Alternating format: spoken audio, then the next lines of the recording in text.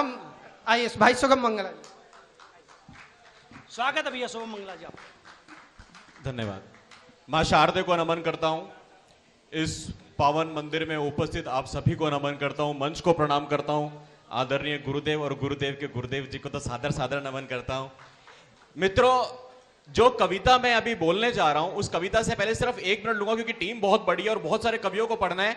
Cyber सिपाही में जैसे अभी भैया ने परिचय दिया, मेरे सहयोगी जतिन गोयल जी है। मैं चाहता हूं हम अमित भाई को जन्मदिन का एक छोटा सा तोहफा जो अंग वस्त्र लेके आए हैं साइबर सिपाही का, वो जतिन जी अपने हाथ से दें। एक बार बहुत जोरदार तरीके मेरे छोटे भाई अमित के लिए। 26 साल की उम्र में अमित भाई जो आपने काम किया है साहित्य की सेवा, 36 नहीं 27 साल है। 27 साल। वो अपने भगवान श्री राम अपना आशीर्वाद आप पे सदैव बनाए रखे और पूरा जो हिंदू धर्म है, हिंदू समाज आपके साथ में। अमित भाई एक बार मित्रों जोरदार तालियां। अमित ने अभी अपनी उम्र 26 साल बताई थी, लेकिन ये 27 साल है, क्योंकि पिछले जन्मदिन पर मैं नहीं आ पाया था तो वो उम्र 1 साल कम कर दी। वो जीएसटी कटा होगा इन पे। अच्छा, बहरहाल मैं अपनी कुछ पंक्तियां, ये मित्रों जो कविता है, मेरा सौभाग्य है कि गुरुजी का आशीर्वाद मिला।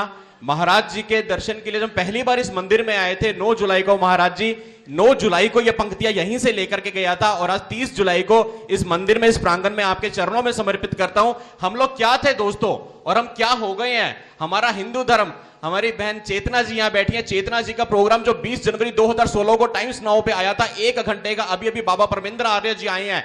जब वो एक वीडियो लीक हुआ गांव में, देहात में ट्रेनिंग देने वाला, जिस तरह से पूरे हिंदू समाज को वापस से भगवा आतंकी का, दीदी मैंने आपका पूरा वीडियो देखा। हम लोग साइबर सिपाही में यही काम करते हैं, एक एक चीज को सबूतों के साथ और तथ्यों के साथ लोगों के सामने लेके जाते हैं। हम शर्ट और जीन्स वाले हैं। हमारे को बाबा जी की मौजूदगी में किसी ने बोला कि तुम क्या साइबर सिपाही हो, जीन्स पहन के धर्म की लड़ाई लड़ोगे। बाबा जी ने कहा बेटे तुम निक्कर में भी जो काम कर रहे हो वो करते रहो, तुम्हारा काम बोलता है, तुम्हारे कपड़े नहीं बोलते। वाह वाह वाह वाह वाह मतलब ये वाह वाह वाह वाह वाह। तुम मित्रों यहां से हौसला मिलता है। मैं कहता हूं अमित भाई आप इतने भाग्यवान हो कि यदि महाराज जो आपको आशीर्वाद देते हैं, ये साक्षात ब्रह्मांड से वहां से आशीर्वाद आता है। क्या बात है, क्या बात है। महाराज जी का कहना कि ये जो भगवा वस्त्र है, ये वो वस्त्र है जो कि पिंडदान के बाद कोई व्यक्ति धारण करता है। ऐसे व्यक्ति का, ऐसे महापुरुष का आशीर्वाद हमें मिलना। हम मां सरस्वती के बेटे हैं, लेकिन हम साथ में बोलते हैं हम यति महाराज जी के पुत्र हैं। एक बार यति जी के सम्मान में जोरदार तालियां। हम हर हर महादेव, हर हर महादेव। इतिहास के कुछ भूले पन्ने याद दिलाने आया हूं। मित्रों हम क्या थे और क्या हो गए। इतिहास के कुछ भूले पन्ने याद दिलाने आया हूं। सोए शेरों की बस्ती को आज जगाने आया हूं।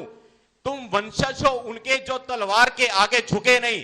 इस प्रांगण में बैठे हम सब वो लोग हैं, हमारे पूर्वजों ने कहीं भी अपनी गर्दन नहीं झुकाई और आज हम हिंदू धर्म में है। तुम वंशज हो उनके जो तलवार के आगे झुके नहीं। जिंदा चिन गए दीवारों में पर गैर धर्म पे रुके नहीं। उन वीरों को अपने कृत्यों से कैसे तुम रुला बैठे। कोठी बंगलों के चक्कर में योद्धे धर्म भुला बैठे। उन वीरों को, हमारे पूर्वजों को हम रुला बैठे हैं। वाह वाह वाह। उन वीरों को अपने कृत्यों से कैसे तुम रुला बैठे। कोठी बंगलों के चक्कर में योद्धे धर्म भुला बैठे। पहले नाम दिया अहिंसा भारत को बंटवाने का, अब चुना है लफ्ज सेक्युलर कायरता छिपाने का। ये जो सेक्युलरिज्म के नाम पे चैनलों के पैनल पे लोग आके बहस करते हैं, ये एकमात्र जरिया है अपनी कायरता को छिपाने का।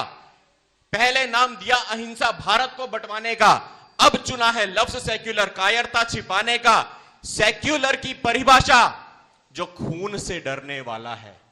एक पंक्ति में अगर मैंने जो समझा सेक्युलरिज्म को, वो यही निचोड़ है। सेक्युलर की परिभाषा जो खून से डरने वाला है, कश्मीर में कत्ल हुआ अब बंगाल में मरने वाला है। सेक्युलर की परिभाषा जो खून से डरने वाला है, कश्मीर में कत्ल हुआ अब बंगाल में मरने वाला है। कब तक सच से मुंह मोड़ोगे, कब तक आंखें मीचोगे। सेक्युलर सेक्युलर करके जिहादी वृक्ष को सींचोगे।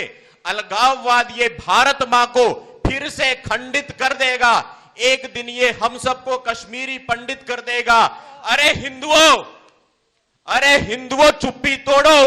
हिंदू स्वाभिमान के तत्वाधान में यह कार्यक्रम हो रहा है। यह पंक्ति हिंदू स्वाभिमान के कदमों में समर्पित है कि अरे हिंदुओं चुप्पी तोड़ो, सीखो स्वाभिमान से जीना जी। अरे हिंदुओं चुप्पी तोड़ो, सीखो स्वाभिमान से जीना जी। वरना एक दिन टेकोगे मत्था मक्का और मदीना जी। सबको पता अपना भविष्य है। कितने खुश होके बोल रहे हैं हम लोग, हम सब जानते हैं इस सच्चाई को, लेकिन इसको कहने का साहस क्यों नहीं कर पाते? मित्रों, हमें किसने रोका है? वाह भैया वाह। हमें किसने रोका है? जब आप इस पंक्ति को बोल रहे हो कि हम कहां मत्था टेकेंगे, और ये मजाक नहीं है, ये वास्तविकता है। हम साइंटिफिक बातें करते हैं, चाहे वो यति महाराज हो, चाहे साइबर सिपाही की टीम हो, आंकड़ों से बात करते हैं। वाह। 10 साल का खेल है, कैसे मत्था टेकेंगे? अरे हिंदुओं, चुप्पी तोड़ो, सीखो स्वाभिमान से जीना जी, वरना एक दिन टेकोगे मत्था मक्का और मदीना जी।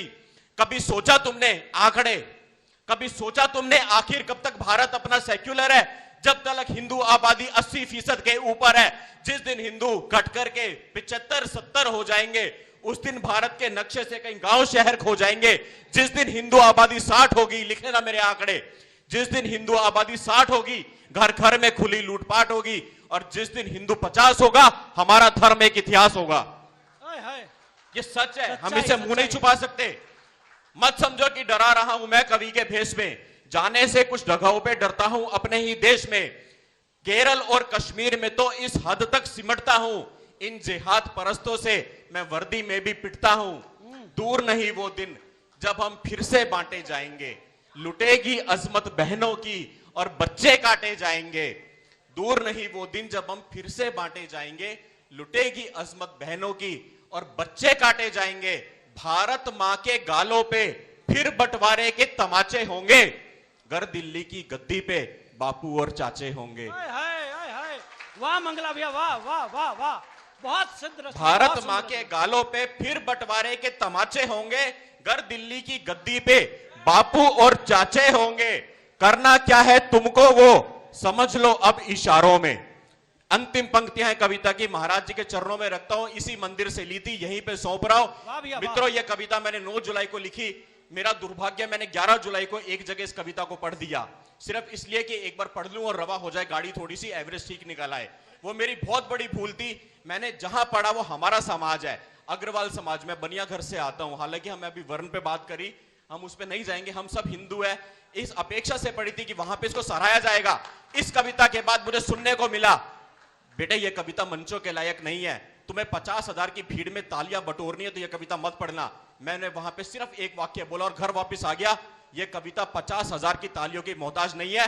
मेरे 50 हिंदू, क्या बात है, वाह। मेरे 50 हिंदू जिनका खून पानी बन चुका, अगर उनका वापस से खून खून बन जाए तो यह कविता लिखना मेरा सार्थक हो जाएगा। मित्रों, आज आप फैसला करेंगे, करना क्या है तुमको वो समझ लो अब इशारों में, वरना हिंदू बहन बेटियां बिकेंगी फिर दिनारों में। कटकर मरने से अच्छा है लड़कर धर्म बचा लेना, कटकर मरने से अच्छा है लड़कर धर्म बचा लेना। दोहराना मत कश्मीर की गलती, तुम हथियार उठा लेना। लक्ष्य एक हो, प्रण एक हो, हर हिंदू के जीवन का। महाराज जी आपके चरणों में यह चीज, लक्ष्य एक हो, प्रण एक हो, हर हिंदू के जीवन का। संसद से कानून मांग लो जनसंख्या नियंत्रण का, संसद से कानून मांग लो जनसंख्या नियंत्रण का। इस मंदिर की दीवारों पे चारों तरफ जो लिखा है कि जिस हिंदू के 5 बच्चे नहीं होंगे वो अपनी आंखों के सामने अपने वंश का नाश देखेगा।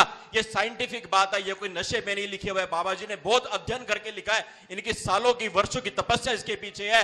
तो करना क्या है तुमको वो समझ लो अब इशारों में, वरना हिंदू बहन बेटियां बिकेंगी फिर दिनारों में। लक्ष्य एक हो, प्रण एक हो, हर हिंदू के जीवन का। संसद से कानून मांग लो जनसंख्या नियंत्रण का। ऊपर ऊपर कुछ भी बोलो, रखना हिंदुत्व अपने दिल में।